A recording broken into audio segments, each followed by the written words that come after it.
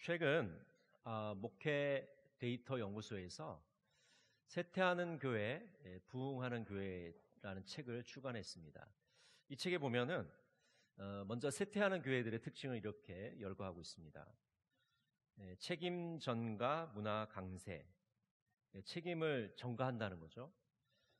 봉함되지 않는 교회 내 갈등과 대립, 목회자의 영적 침체, 기도의 부재와 구성원 영성 약화, 소통과 교제의 단절, 지역사회 봉사 섬김 약화, 교회의 사명과 방향성 부재, 3040 세대 이탈과 고령화. 여기 반해서 부흥하는 교회들은 이렇게 특징을 이야기하고 있습니다. 3040 세대 교인 수 증가, 사역 프로그램 확대, 봉사자 수 증가, 다음 세대 부흥, 세례자 수 증가, 전도의 실천과 문화, 소그룹 사역 활성화, 교인의 변화 수용도. 쇠퇴하는 교회의 특징 중 마지막이 3040 세대의 이탈과 고령화였고요. 부흥하는 교회의 첫 번째가 바로 3040 세대 교인 수 증가였습니다. 요즘 교계에 이런 말이 있습니다. 한국 교회의 허리가 끊어졌다. 교회의 미래를 책임져야 될 30대와 40대가 교회에서 사라졌다는 이야기입니다. 교회 학교 학생들도 보이고 또 중년층과 노년층도 보이는데 3040 세대가 보이지 않는다는 것이죠. 우리 교회뿐만 아니라 한국 교회 전반에 이런 특징이 골고루 나타나고 있습니다. 기사에 보면 가나안 성도들 대부분이 3040 세대라고 합니다. 여러분, 가나안 성도들 들어보셨죠? 요 가나안을 거꾸로 하면 안나가거든요. 안나가. 그러니까 가나안이라는 건 특별한 무슨 명칭이 아니고 이 안나가를 거꾸로 발음하는 거예요. 그러니까 교회 안 나가는 성도들, 교회 안 나가는데 성도라고 불러야 되는지 모르겠는데 하여튼간 교회 등록하고 안 나가는 사람들, 신앙은 있는데 교회 안 나가는 사람들을 가나안 성도라고 부르고 있습니다. 3040 세대의 3명 중 1명이 가나안 성도다라고 말하고 있는 것이죠. 이 3040 세대의 이탈이 심각한 이유가 본인 세대들만 빠지는 게 아니고 그들의 자녀, 유치원생들, 초등학교생들이 빠지기 때문에 교회 학교의 붕괴로 이어지고 있다는 거죠. 그러니까 3040 세대가 사라진다는 것은 교회 학교가 사라진다는 이야기입니다. 실제로 이 코로나 이후에 우리 노예에 교회 학교가 반 이상이 없어졌습니다. 한 번도 놀라시는 분이 없네요. 그럴 거라고 예상하셨습니까? 반 이상이 없어졌어요. 교회 학교 자체가 없다니까요. 조금 있는 게 아니고 줄어든 게 아니고 없어졌어요. 근데 왜 그렇게 됐느냐? 3040 세대가 없어졌기 때문에 그래요. 그의 자녀들도 자연스럽게 없어지는 거죠.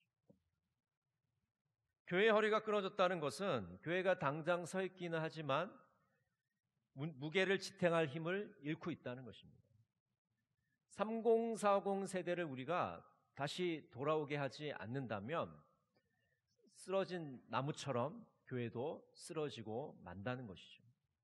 우리는 끊어진 허리 3040 세대를 다시 예수님께로 세워야 한다는 절박한 부르심 앞에 서 있는 것입니다. 여러분, 3040 세대는 어떤 세대입니까?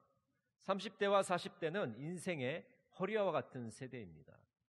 출생 연도로 따지자면 대략 95년생에서 77년생 사이를 말하는 것입니다. 30대와 40대의 특징이 무엇인지를 제가 AI에게 물어봤습니다. 이렇게 정리를 해줬어요. 삶의 중심에 있어서는 30대는 생존과 안정을 추구한다. 그리고 40대는 책임과 부담을 느낀다. 경제적 특징에서 30대는 대출 보유율이 가장 높다. 그러니까 대출을 지금 제일 많이 하고 있는 세대라는 겁니다. 주택, 육아로 경제적 부담이 크다. 40대는 대출 상환을 갖고 있고 자녀 교육부가 들어가고 있고 부모 부양으로 고비용 가운데 놓여 있다. 관계적 특징으로는 30대는 개인화, 작은 공동체를 선호하고 진정성 있는 관계를 필요로 한다. 40대는 가정, 직장에 매여 고립 위험이 높다. 그러나 공동체를 갈망하고 있다. 신앙적 특징으로 30대는 교회 일탈이 심각하고 그러나 진정성 있는 복음에 열려 있다. 40대는 이탈 또는 재정착의 분기점에 서 있다. 삶에 실제 도움이 되는 신앙을 원한다. 가치관에 있어서 30대는 실용주의, 진정성을 추구하고 삶의 균형을 중요시한다.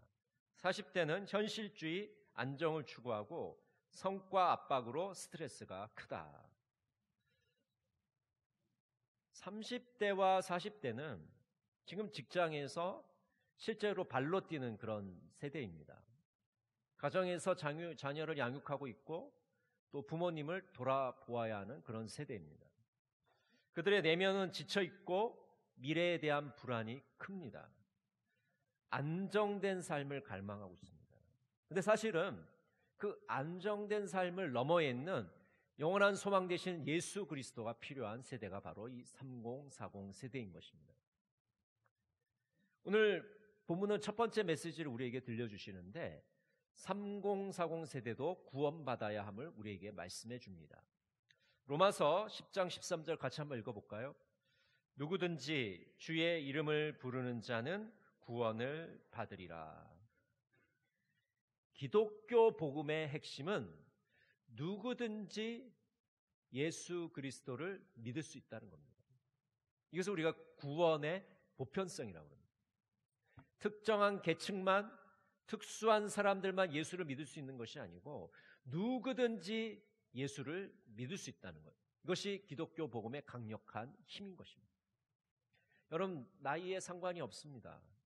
남녀에 상관이 없습니다. 지위에 상관이 없습니다. 빈부에 상관이 없습니다. 피부색에 상관이 없습니다. 누구든지 예수 그리스도를 믿을 수 있습니다. 찬송가 520장 듣는 사람마다 복음 전하 이렇게 되어 있습니다. 3절 언약하신 대로 이룰 것이니 누구든지 언약 받을 수 있네. 받은 사람에게 생명이로다. 어느 누구나 오라. 어느 누구나 주께 나오라. 어서 와서 주의 말씀 들으라. 하늘아버지가 오라 하시니 어느 누구나 오라. 어떻게 되어 있습니까? 어느 누구나 오라. 누구든지 예수 그리스도 앞에 올 수 있습니다. 그리스도의 이름을 부르는 자는 구원을 받게 됩니다. 그리스도를 믿는 자는 영생을 선물로 받게 됩니다. 3040 세대가 너무 바빠서 신앙에 관심이 없는 듯 보이지만은 사실은 진정한 복음에 목말라 있는 세대입니다. 진정성 있게 복음을 전한다면 예수님께 나아올 수 있습니다. 다시 교회로 돌아올 수 있는 것입니다. 3040 세대는 구원을 받아야 될 세대입니다. 여러분 포기하지 마시고 이 3040 세대에게 관심을 가지시고 그들에게 복음을 전하시기를 바랍니다. 두 번째 메시지는 복음을 들어야 믿음이 생긴다고 말씀합니다. 복음은 우리에게 구원을 가져다 주는 것입니다. 그런데 이 복음을 들어야 합니다. 듣지 않으면 우리 안에 믿음이 생성될 수가 없는 것이죠. 우리가 처음 믿을 때를 한번 생각해 보십시오. 누군가가 나에게 복음을 들려줬어요. 예수 믿으세요. 동광교회 나오세요. 그렇게 얘기를 해줬단 말이죠. 그런 분들 때문에 우리가 여기 이 자리에 있는 것이죠. 복음은 크게 5가지 뼈대를 가지고 있습니다. 첫 번째는 바로 은혜입니다. 은혜에 관해서 말씀합니다. 은혜는 거저 주신다는 겁니다. 여러분, 하나님 우리에게 무엇을 거저 주십니까? 천국을, 영생을 선물로 우리에게 주시는 것이죠. 선물이라는 것은 돈을 내고 받는 게 아닙니다. 거저 받는 거잖아요. 상대방의 호의에 의해서 받는 것이. 그래서 천국과 영생은 거저 받는 겁니다. 선물입니다.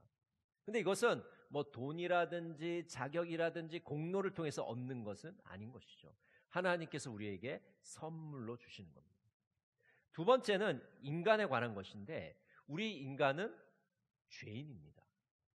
많은 사람들이 죄인이라고 그러면 처음에 거부를 해요. 아니, 내가 법을 어기지도 않고 착하게 살았는데 왜 내가 죄인이냐? 여러분, 거기서 말하는 죄인은 뭐 그런 측면도 있지만은 가장 핵심적인 뜻은 하나님과 나의 관계가 올바르냐를 묻고 있는 거예요. 나와 하나님 관계가 지금 올바르고 있느냐? 나와 하나님 관계가 가까운 관계이냐? 그것을 묻고 있는 거예요. 근데 여기에 자신 있게 대답을 못한다면 죄인입니다. 뭐 실제로도 도덕적이고 실정법을 어기고 있지만은 하나님과의 관계성을 묻고 있는 것이죠. 죄인은 스스로의 힘으로 구원받을 수가 없어요. 여러분, 많은 종교들이 어떻게 얘기합니까? 내 힘으로 구원받을 수 있다. 내가 돌을 닦고 내가 착한 일을 많이 하고 내가 구제를 하면 구원받을 수 있다고 얘기하잖아요. 아닙니다. 내 안에는 구원받을 수 있는 힘이 없어요. 주님께서 나를 건져 주셔야 됩니다.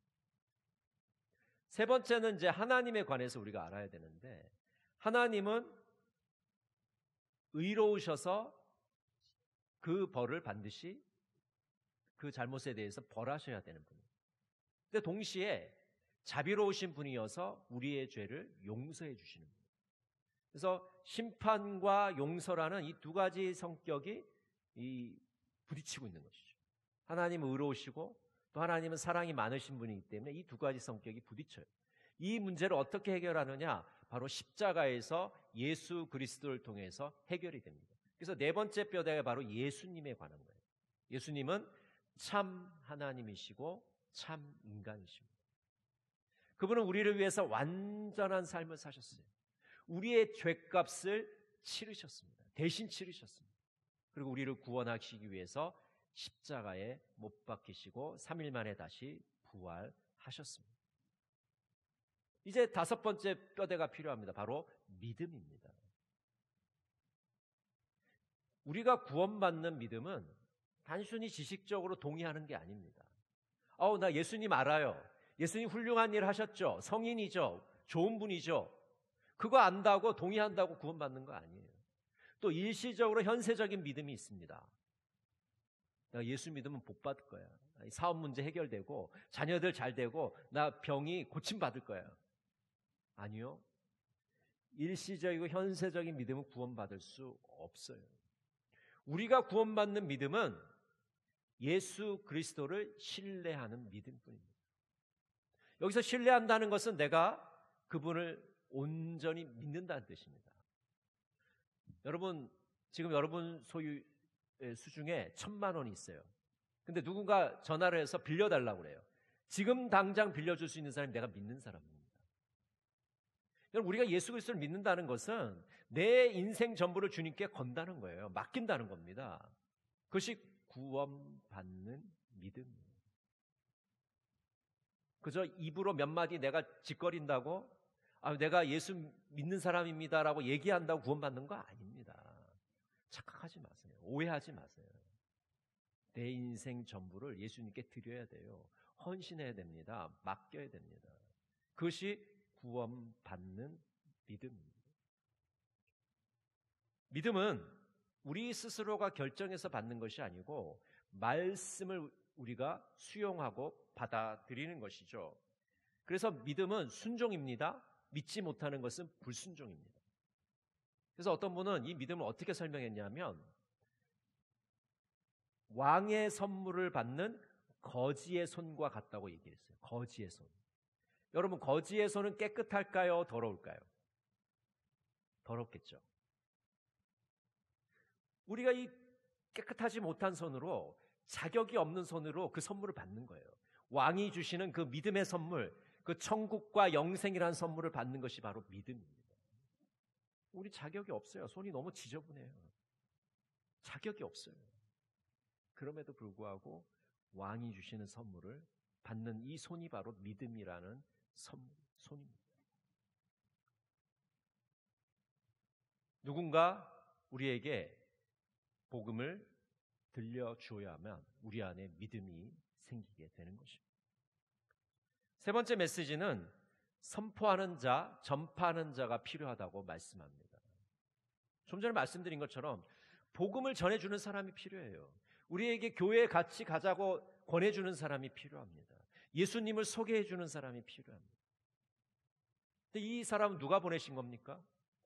예수님이 보내신 거예요. 예수님이 선포자들을, 전도자들을 보내십니다. 이사야 52장 7절에 보면 이렇게 말씀합니다. 놀랍고도 반가워라. 희소식을 전하려고 산을 넘어 달려오는 저 발이여. 평화가 왔다고 외치며 복된 희소식을 전하는구나. 구원이 이르렀다고 선포하면서 시온을 보고 이르기를 너의 하나님께서 통치하신다 하는구나. 이사야 선지자는 복음을 전하는 사람의 아름다운 발걸음에 대해서 노래하고 있습니다. 여러분, 복음을 전하는 자의 발은 아름다운 발입니다. 왜 아름답습니까? 구원을 우리들에게 가져다 주기 때문입니다.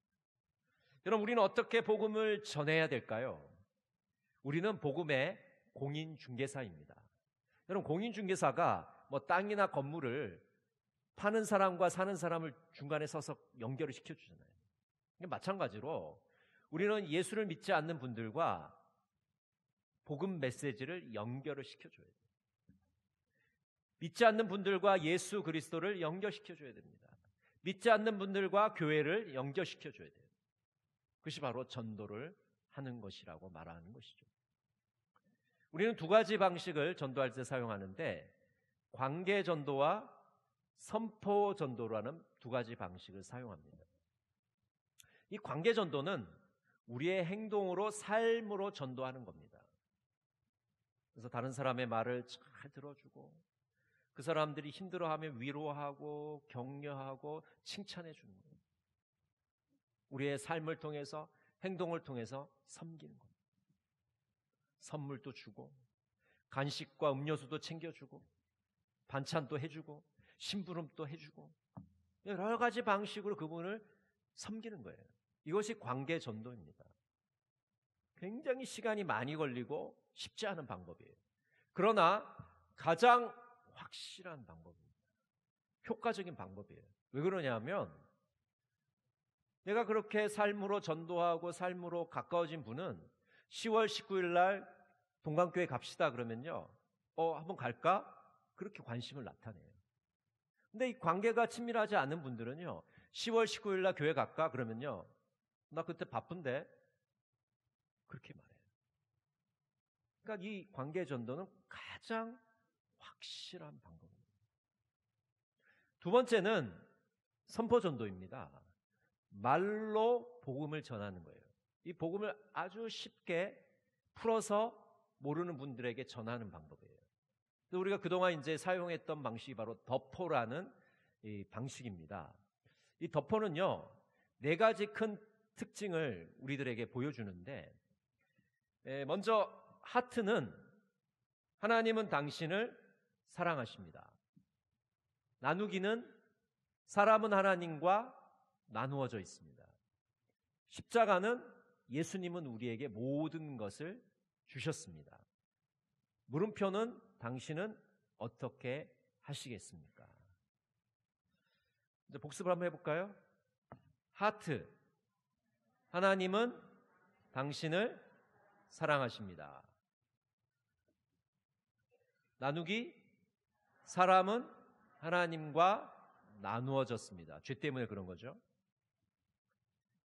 십자가는 우리에게 모든 것을 주셨습니다. 우리에게 생명을 주시고 죄의 용서의 선물을 주시고 천국을 선물로 주셨어요. 자, 물음표, 당신은 어떻게 하시겠습니까? 믿으라는 겁니다. 결단하라는 것입니다. 이렇게 우리가 덕포를 통해서 이 복음을 전할 수가 있습니다. 그런데 우리가 이제 선포 전도를 하게 되면 두 가지 반응이 나타나요. 크게 그것을 호의적으로 잘 받아들이는 분들이 있고 단호하게 거절하는 분들이 있을 수 있습니다. 그러나 이제 좀 더 친분이 있는 관계에서는 잘 받아들일 수 있겠죠. 여기서 이제 우리가 고민이 생기게 됩니다. 그렇다면 우리가 전도할 때 먼저 말로 전도를 해야 될까? 아니면 삶으로 전도를 해야 될 것인가? 선포 전도를 해야 될 것인가? 먼저 관계 전도를 해야 될 것인가라는 질문이 생기게 돼요. 이 질문에 대해서 이 네덜란드의 신학자 헤르만 바빙크라는 분이 이렇게 우리들에게 조언을 해줍니다. 마음으로 전도하라. 한번 따라해 보실까요? 마음으로 전도하라. 이 헤르만 바빙크는 마음의 신학자라고 불리거든요. 마음의 신학자. 이 마음이라는 것은 영혼과 지성과 감정과 의지가 있는 사람의 중심을 말합니다. 그러니까 우리가 전도할 때 마음으로 전도해야 돼요. 마음으로 말로 선포해야 되고 마음으로 행동으로 살아내야 됩니다. 마음으로 할 때 상대방의 마음 문이 열리고 그 사람이 주님께로 나올 수 있습니다. 그래서 전도의 핵심은 내가 삶으로 살아내느냐 말로 복음을 선포하느냐 그것보다 내가 마음으로 지금 전도하고 있는가가 아주 중요해요. 그래서 좀 비슷한 말로 하면은 뭐 진정성이라든지 진심이라든지 진실이라든지 성실이라든지 온전성이라든지 이런 걸 다 합친 말이 바로 이 마음이라는 말이에요. 마음. 그러니까 우리가 전도할 때 마음으로 전도. 그래서 상황에 따라서 우리가 때로는 말로 복음을 선포할 때도 있을 것이고 또 삶으로 다가가서 복음을 전할 때도 있을 거예요. 그러나 중요한 것은 마음으로 우리가 다가가고 있는지 그것이 복음 전도의 핵심일 것입니다. 이처럼 우리가 복음을 들어야만 구원받을 수 있는데 믿음이 생기는데 그것을 반드시 전해주는 사람이 필요합니다. 우리 한 사람 한 사람이 믿지 않는 자에게 전달을 해줘야만 그들에게 다가가야만 그들이 구원을 받을 수가 있는 것입니다. 한국교회의 3040 세대의 이탈이 가속화되고 있습니다. 한국교회의 허리가 끊어지고 있습니다. 여러분 용기를 내셔서 3040 세대들에게 복음을 전하시길 바랍니다. 아마 여러분 전도하시면 그들이 별로 관심 없어 할 거예요. 한 요새 교회 다니는 사람 있나? 그렇게 웃을 겁니다. 포기하지 마십시오. 우리는 3040 세대를 세워야 하는 그런 절박한 부르심을 받고 있기 때문입니다. 30대와 40대 그들은 바쁘게 살아가지만 영혼의 갈증으로 울고 있습니다. 우리에게 기회가 있습니다. 한 걸음 한 마음의 손길이 그들의 삶을 흔들고 깨울 수 있습니다. 말이 아닌 사랑으로 행동으로 삶으로 전하십시오. 주님이 우리와 함께 달려가십니다. 지금 바로 한 걸음 내디디십시오. 그들을 향해 힘차게 달려가십시오. 기도하겠습니다. 사랑의 하나님, 교회의 허리인 3040 세대가 사라지고 있습니다. 이들도 복음을 듣고 구원받게 하여 주시옵소서. 3040 세대에게 지혜롭고 담대하게 복음을 증거하게 하옵소서. 예수님의 이름으로 기도드립니다. 아멘.